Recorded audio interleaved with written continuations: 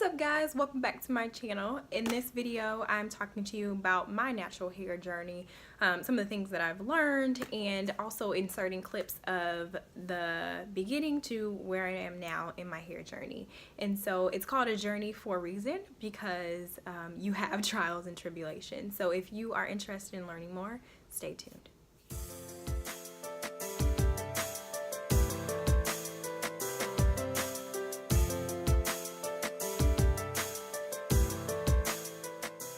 First of all, why did I decide to go natural?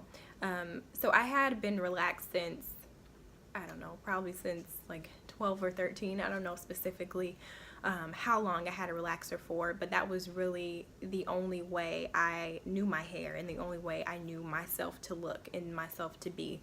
And so I definitely wasn't in the beginning phase of when a lot of women were starting to wear their hair natural again, in terms of like our generation, but I think I was an early adopter of it. So one of my best friends actually decided to go natural. What's up, Elise, if you're watching? But she really did inspire me. I think solely she was my inspiration for going natural, because you know, she had already done a big chop, and I was able to lean on her, ask her questions and things like that. So I was very intrigued with, you know, the reasoning behind why she went natural, and I wanted to understand what my hair would look like outside of relaxers, and wanted to learn how to care for my hair versus solely relaxing my hair every 6 to 8 weeks. So I made the decision to go natural in 2010, and so I did not big chop originally. So I transitioned for about 11 months. So for those 11 months, I started to treat my hair as if it were natural. So I stopped, well, I did straighten my hair a couple of times, but for the most part, I tried to avoid heat. I was doing more curly styles, and I wore my hair in a bun a lot as well if I couldn't think of a specific style that I wanted to do. So I went down the phase of transitioning, and I decided not to big chop originally. And so when I did decide to quote-unquote big chop and cut off the rest of my relaxed ends, I remember it was May 2011. And so now I have been natural for almost 7 years, which is crazy. But I decided to cut the ends of my hair, the relaxed ends, off in 2011 after 11 months of transitioning. And that decision came because I was tired of having to basically treat my hair two different ways, if that makes sense. So I had a lot of natural hair at the top, but then I still had these straggly ends at the bottom, and so I had to care for those two parts of my hair differently. And so I was ready to, you know, just be able to be completely natural and learn to love my hair that way. And after I cut my hair, I wouldn't say that I was in love with it right away. And so in many cases, some people are and they embrace it right away, but for me, it did take me a while to love my hair and to start embracing it. So predominantly at that time, I wouldn't say I had a TWA or a teeny weeny afro, because like I said, I had 11 months of growth, but it definitely still wasn't long either. So I predominantly wore wash and goes during that time. So I was washing my hair all the time and putting like gel and things like that. And that was the phase that I was really experimenting with my hair and learning more about the products that I should use in my hair, and just learning more about the natural hair community. So that's really when I started to go to YouTube and watch a lot of natural hair bloggers and learn more about what they're doing and how they're caring for their hair, because again, I didn't know. This is completely different to me, because caring for relaxed hair is completely different from caring for natural hair. And to be completely honest, for, you know, as long as I can remember, for the most part, I had been going to salons. I went to the salon almost just about every 2 weeks. And so honestly, I didn't have to learn how to care for my hair because someone was caring for it for me.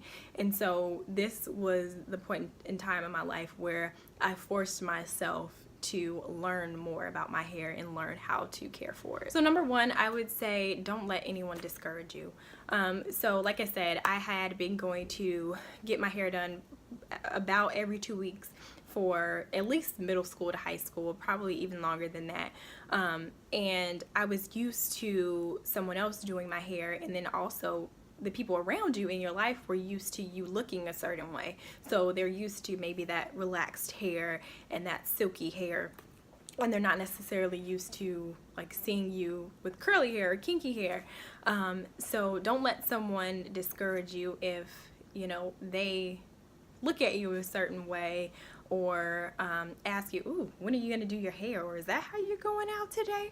So, and I got some of those things sometimes as well. But again, just, you know, you did this, you're doing this for a reason, or considering this for a reason, and just don't let that affect you negatively, because I struggle with that a little bit, because, you know, at one point in time I didn't feel comfortable with my hair either, and then if you see that or hear that from other people, that can, you know, obviously affect you even further. But I tried to stay on track, and I knew what my goal was, and I could see the end state. And so I'm still not where I want to be, but I've definitely made a lot of progress, and I just want you guys to make sure that if this is something that you want to do, don't let someone else deter you from doing it. And so I did get those looks and I got those comments, but some of those same people who made those comments are asking me for tips now. And so the second thing I say is don't compare your progress to others' progress. And so I know that's definitely easier said than done, especially if you're looking on YouTube and you're comparing your hair to where someone else's hair is in their journey. But everyone's hair is different, and so everyone's hair grows out of their scalp differently and at different frequencies.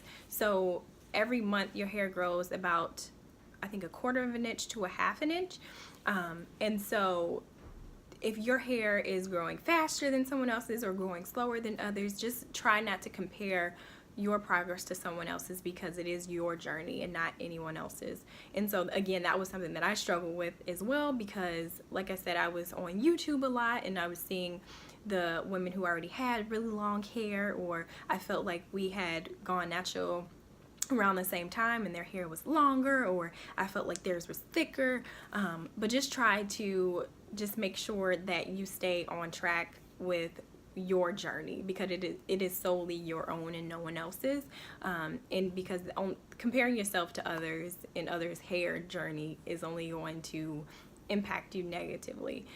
So just try to stay focused on what you're doing and not let what others are doing impact you. And the third tip I would say is do your research and find out what works for you. So there are so many avenues for finding out how to care for natural hair. So like I said, YouTube was predominantly what I used to learn more about natural hair tips or examples of hairstyles, what products to use. But honestly, you have to figure it out for yourself as well. So take their advice and, you know, some of the information that they have as a foundation, but you really do have to you know, you have to figure out what works for your hair, because no one else's hair is like yours. And so, you know, there's hair typing out there and all of those things, which in my opinion I don't go off of, because I don't believe that one product will be right for anyone. So just because you may have the same or similar hair texture as me, that doesn't mean that a specific product that I love is gonna work the exact same on your hair. And so I would say just take the information that you get from your research and apply that, but then also figure out what products you like, figure out what kind of regimen you like and what works for you in your actual lifestyle. And one additional point to add on to the last point of doing research, also just make sure that you be yourself and you do what you want to do. So there's a lot of naturals out there who are very adamant of like doing the curly girl method, and so I'll put a link below if you want to learn more about what the curly girl method is. But you know, there's different people who like different things. There are people who do all natural products and will not put anything in their hair that comes out of a grocery store, but at the same, or a drugstore, but at the same time, you know, that doesn't mean that you have to do that. And there's individuals who don't use glycerin. There's people who don't use coconut oil, and there's people that don't use parabens and things like that. So I would, again, just do your own research and come to your own conclusion, and don't be swayed by what someone else is solely doing. And my fourth tip is just to make sure that you understand that products will not grow your hair. So I know that there are products out there that claim to grow your hair, but that is absolutely not true. I will say that products in a lot of ways will give you the environment that you need to grow your hair and to have healthy hair, but products alone are not going to grow your hair. You have to be taking care of your hair and caring for it in a different way than you would have with relaxed hair. And so as a part of your research, I would say learn more about the ways to care for your hair, and don't just solely rely on a product to do that for you. So in terms of a metaphor, something that you could think about that as well is, if you wanted to lose weight, if you're going to the gym all the time, but yet you're eating, you know, crap every day, if you're eating huge burgers, you're eating ice cream and things like that, you're not going to see the results that you want to see, because you're not doing both of them together. You need to be working out and eating right for you to see the effects and see the results that you want. So the same thing goes for your hair. You have to be taking care of it and using the right products for moisturizing, or if you need protein, things like that, to see the growth and to actually retain that length as well. And the next tip I would say, or I think it's 5. Is this 5?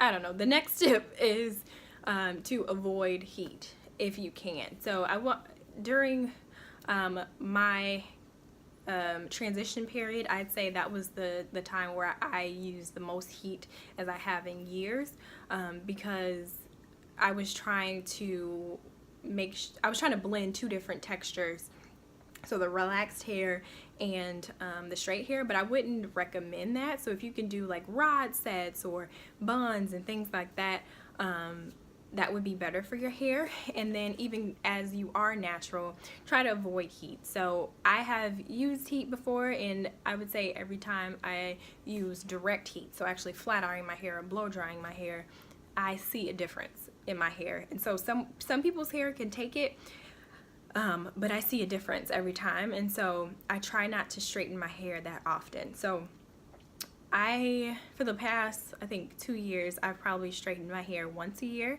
And even that, I'm starting to not even want to do that anymore, even though I love my hair straight how it looks, but I love my hair curly more, and I'm not willing to sacrifice my curls and my curl pattern for heat damage. Well, with heat damage for straight hair.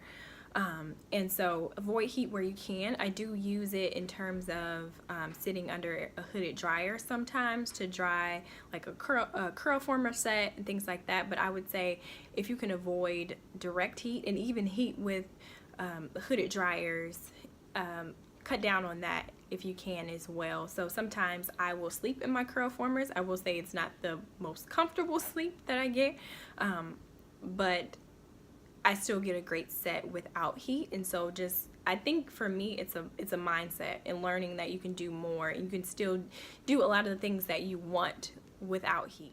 And so the last point, and I believe it's number 6, is to be patient. So your hair is not going to grow overnight. And that's something that I have to remind myself as well, to be patient. Make sure that you're doing what you need to do in terms of growing healthy natural hair, but I promise you, you will look up one day and say like, oh, where did all this hair come from?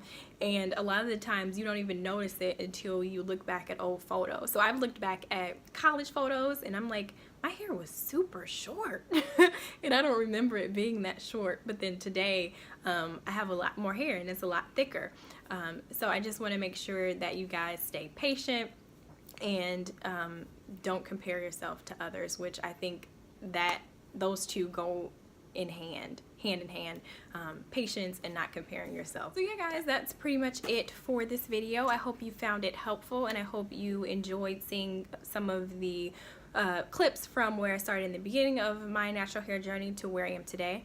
And like I said, I'm still not where I want to be with my hair, but I am very proud of the progress that I've made in the last 6.5 years. And so if you have any questions or have any comments about the things that I addressed in this video or some of the things that maybe you feel like I left out, feel free to put those in the comments below.